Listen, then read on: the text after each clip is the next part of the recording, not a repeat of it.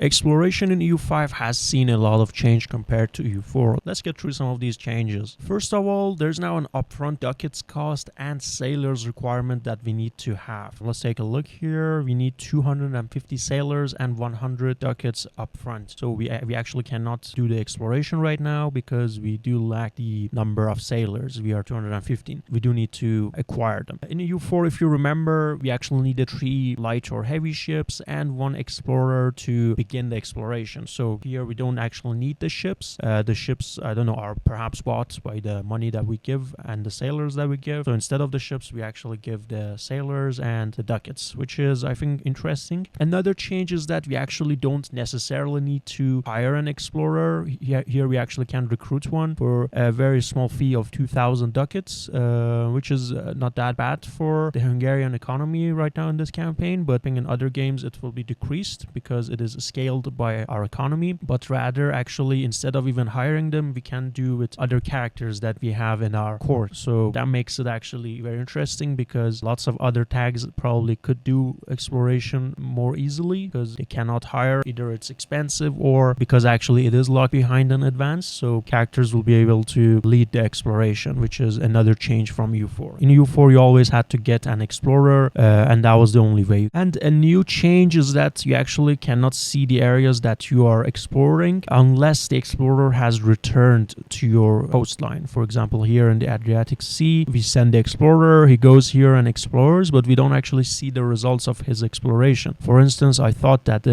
these islands here, I think the Azores, were empty at first as my explorer was going in these areas and exploring here. But once he returned, I saw that Castile has actually gotten them and colonial nation of Castile. I actually didn't see that before the explorer returned, which is, I think, more historically accurate because there was obviously no internet or long distance communication, and the only way for our explorer to relay his findings would be for him to return to our coastline and report his findings. So yeah, these are some of the changes that exploration in EU5 as compared to EU4, which I think have made exploration more interesting compared to the previous title. Thank you for watching, and make sure to like and subscribe if you don't want to miss future EU5 videos that are on the way.